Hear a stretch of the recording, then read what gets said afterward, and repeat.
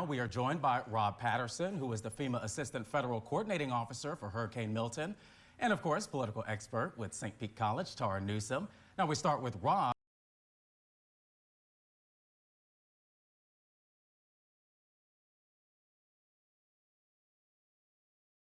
We have been provided by the FEMA administrator clarity that anyone affected by either Helene or Milton will have funding available to them through our normal assistance programs.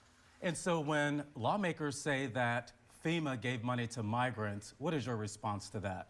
Well, it would be part of an overall funding program that's, normally overseen by senior leaders in the Department of Homeland Security and the agency with FEMA getting their normal appropriations. But I don't have any further information on that.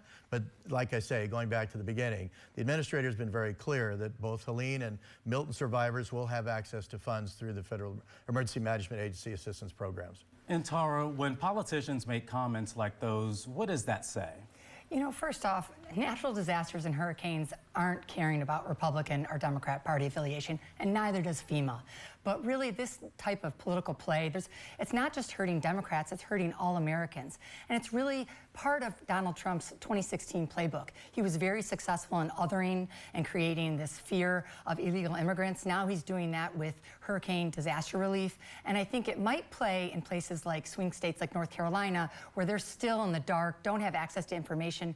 Luckily, here in Florida, we have a robust access to information and can debunk those ideas. But we really have to be mindful that this is part of a much bigger tangled weave of anti-immigration sentiment that is really coming out of the Republican Party right now. And of course, we know so many people need help from FEMA. So since you're here, what help is there for short-term recovery and long-term?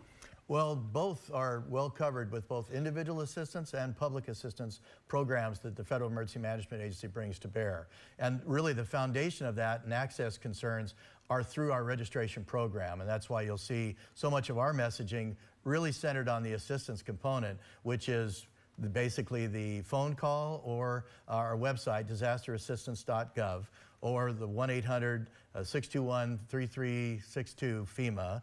And get into the registration system. And especially for individuals, it can be challenging sometimes because so many people are in need, but that's how you can access all the variety. And our case managers are trained to understand the individual nuances for individual assistance and get you the kind of assistance right in the beginning or all the way through and into recovery, both for Helene, Milton, and even Debbie as well.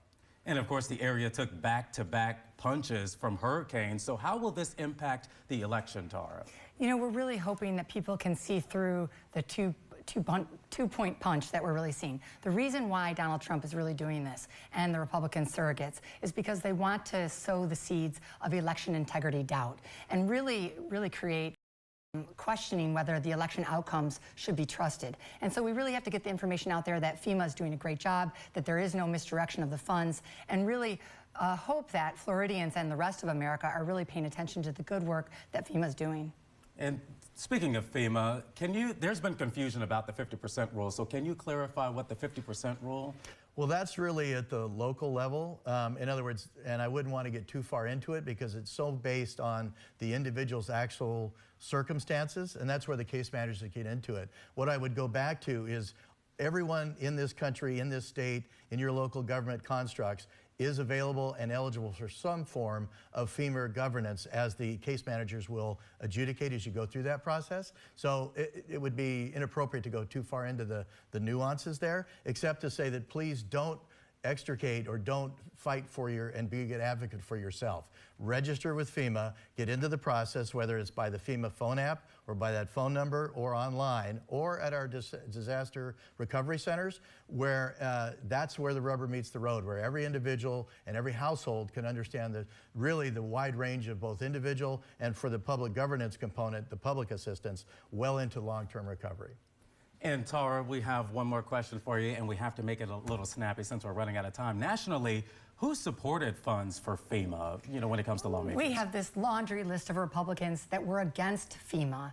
But now we see that in their own home states where they're being affected, they've changed their tune. And so that's what we often see, that FEMA has been a program that, even though sometimes with budget, Republicans are hard to support until it's affecting their own homes, and then they come out and make sure that their neighbors are taken care of. And we hope that Donald Trump can stop the rhetoric and make sure that we're all on the same page to rebuild. Well, Tara and Rob, thank you guys so much for being here. And coming up, Hurricanes Helene and Milton prompting election officials to ask the governor for the loosening of some election rules, the changes they want.